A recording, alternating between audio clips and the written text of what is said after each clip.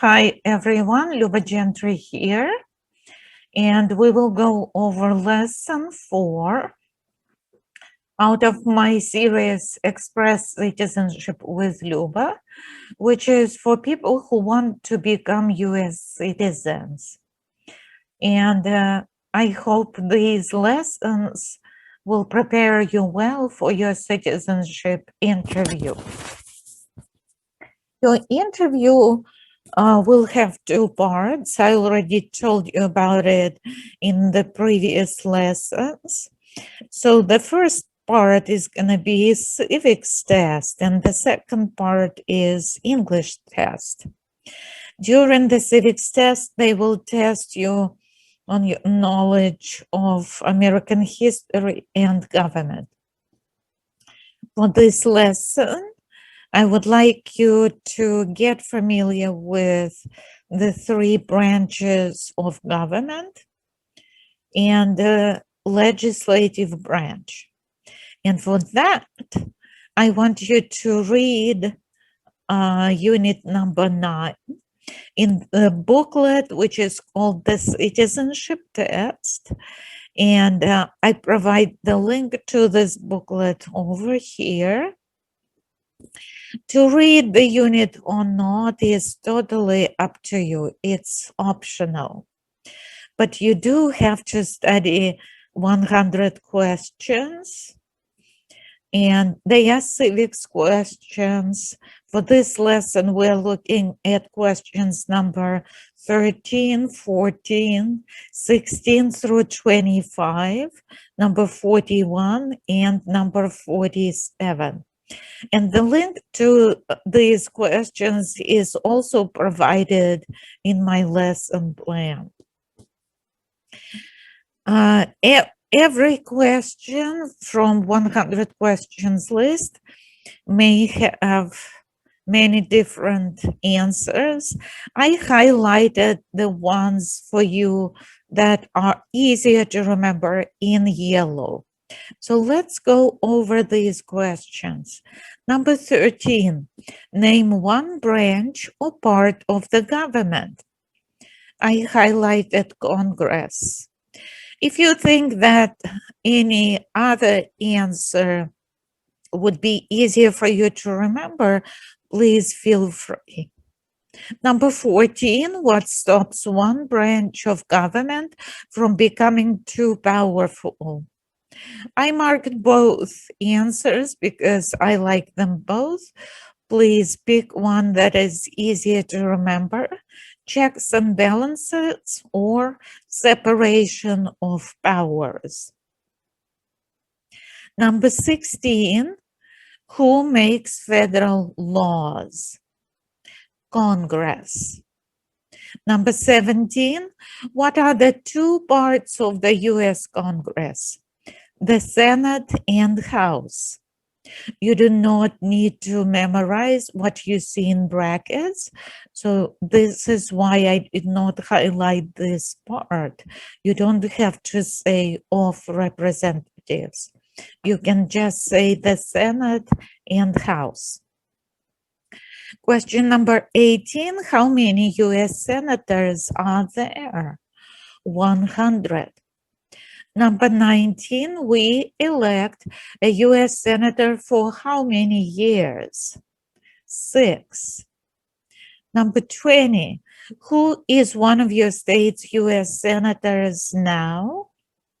To find out, you can do some research on Google, or you can look up the answer on the government website. So the answers will be different for each state. Number 21, the House of Representatives has how many voting members? Please remember this number, 435. Number 22, we elect a U.S. representative for how many years? 2. Number 23, name your U.S. representative And the answers will also be different from state to state and from different congressional district of every state. You may look up the answer on Google or on the government website. Number 24, who does a U.S. senator represent? All people of the state. Number 25, why do some states have more representatives than other states? I picked this answer. They have more people. If you prefer any other answer, please feel free. Number 41, under our Constitution, some powers belong to the federal government. What is one power of the federal government? I picked to print money. Number 47, what is the name of the Speaker of the House of Representatives now? And currently the answer is Nancy Pelosi, but you can check also using this link provided over here. After you successfully pass this part of your interview, which is you need to answer 6 questions correctly out of 10 that the office is going to ask you. They will switch to English test. One of the parts of the English test is when they test you on reading and writing. You will have to read a sentence that you will see on the screen, and you will have to write a sentence also on a screen. If you do it right at your first try, you will not have to read or write anymore. If you don't read it correctly the first time, they will give you one more sentence to read. And the whole number or the total number of sentences for reading that they can give you is 3. And the same number 3 can be for the sentences for writing. Please practice reading and writing these sentences at home. They are only sample sentences. We, of course, do not know exactly what sentences you are going to get at your interview. I will be reading them in pairs. Sentence for reading on the left will be followed by the sentence for writing on the right. Number 21, when is Independence Day? I believe that the sentence for reading is always a question. The sentence for writing can be the answer to this question, or it can be any other random sentence. So 21 for writing. Independence Day is in July. Please capitalize Independence and Day because it's the name of a holiday, and capitalize the name of a month, July. The officer will probably dictate the sentence for writing for you twice only, so please be very careful and pay attention to what the officer tells you to write. Number 22 for reading, do we have freedom of speech? Number 22 for writing, we have freedom of speech. Number 23 for reading, who is on the dollar bill? Number 23 for writing, Washington is on the dollar bill. Number 24 for reading, who was president during the Civil War? Number 24 for writing, Lincoln was president during the Civil War.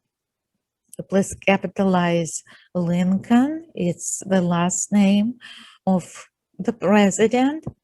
Capitalize the word president and capitalize Civil War, both words, because it's a name of a historical event.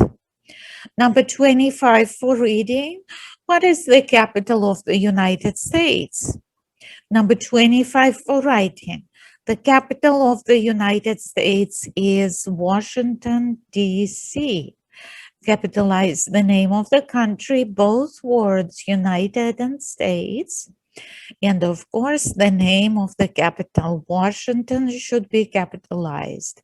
Capital D and capital C. Number 26 for reading. What state has the most people? Number 26 for writing.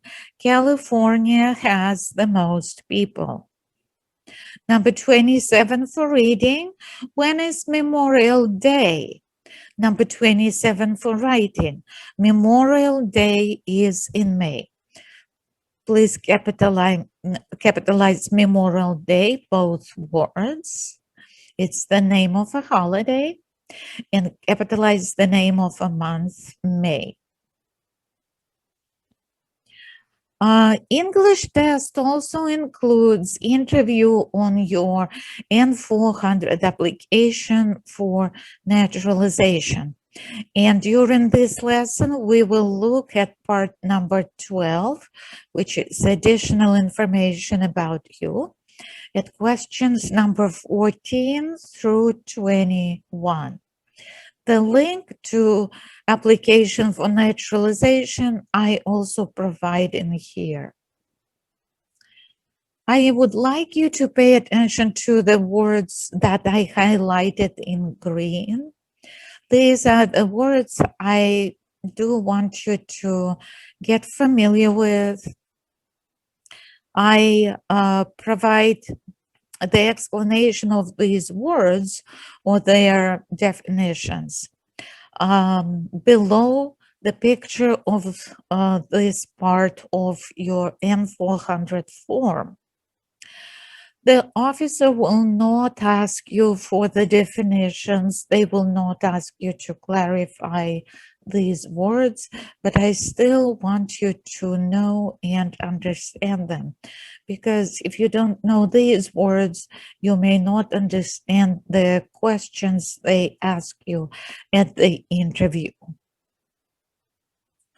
Let's look at question number 14. Were you ever involved in any way with any of the following? So the next items will require you to say yes or no, to mark yes or no answer. But please remember, if you answered yes to any of these questions, you will have to provide a written explanation on a separate sheet of paper. Also, I do not know if the officer will read the question for you exactly the way it looks in the application, or they will paraphrase it. That's why I want you to pay attention to the words in green and get to know them. And so, once again, were you ever involved in any way with any of the following? Genocide, yes or no? Torture, yes or no? Killing or trying to kill someone? Badly hurting or trying to hurt a person on purpose? Forcing or trying to force someone to have any kind of sexual contact or relations, not letting someone practice his or her religion. And from this question, and it's quite long, the officer may ask you to give answers to a few items, or they may read all of them. So just be prepared for that. Question number 15. Were you ever a member of, or did you ever serve in, help, or otherwise participate in any of the following groups? Military unit, And I know that some people in their countries, they serve in the army, which is required by law. So for those people, the answer should be yes. B, paramilitary unit, a group of people who act like a military group, but are not part of the official military. So yes or no here. Police unit. If you worked in the police, if you were part of the police unit in your country, you should say yes. And the definition of what police unit is, you may see in lesson number 3. Item D, self-defense unit. So again, if you studied lesson 3, you know what self-defense unit is about, and you may find the definition in that lesson in there. Vigilante unit, a group of people who act like the police, but are not part of the official police. So these people are just pretending to be the police. Yes or no? Item F, rebel group. When I provide the explanation of this item below this part under the picture of the part. Item G, guerrilla group, a group of people who use weapons against or otherwise physically attack the military, police, government, or other people. Item H, militia, an army of people not part of the official military. So it is an army, but it's not part of the official military of the country. Item I, insurgent organization, a group that uses weapons and fights against a government. So once again, if you provided yes to any of the items, you will need to also provide a written explanation why the answer was yes. Let's look at number 16. And once again, the officer may read the question to you the way it is in your application, or they may say it in a different way. Were you ever a worker, volunteer, or soldier? Or did you otherwise ever serve in any of the following? Prison or jail? And some people do have a job in a prison or jail. So if you did work in there, then you would have to mark yes. Prison camp. Please see the explanation of this term in lesson number 3 under prisoner of war camp.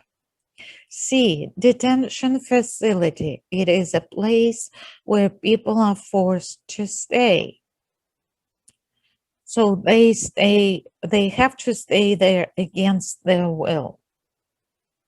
Labor camp, it's a place where people are forced to work. So they do a lot of work there, but for free. And item E, any other place where people were forced to stay. So again, all of the answers to these items are yes or no. Number 17, were you ever a part of any group, or did you ever help any group, unit, or organization that used a weapon against any person or threatened to do so? If you answered yes when you were part of this group or when you helped this group, did you ever use a weapon against another person? If you answered yes when you were part of this group or when you helped this group, did you ever tell another person that you would use a weapon against that person? So if you answered yes to this question, you will have to answer items A and B, yes or no. Number 18, do you ever sell, give, or provide weapons to any person, or help another person sell, give, or provide weapons to any person? Yes or no? But if you answered yes, you will have to look and answer items A and B. If you answered yes, did you know that this person was going to use the weapons against another person? If you answered yes, did you know that this person was going to sell or give the weapons to someone who was going to use them against another person? Number 19, did you ever receive any type of military, paramilitary, or weapons training? So if you ever served in the army of your country, that means you received a military training and probably received a weapons training. So you would have to mark yes in here. And in the explanation for this item, you would say that serving in the military in my country was required by law. So I served in the army. Item number 20, did you ever recruit or ask, enlist or sign up, conscript or require, or use any person under 15 years of age to serve in or help an armed force or group?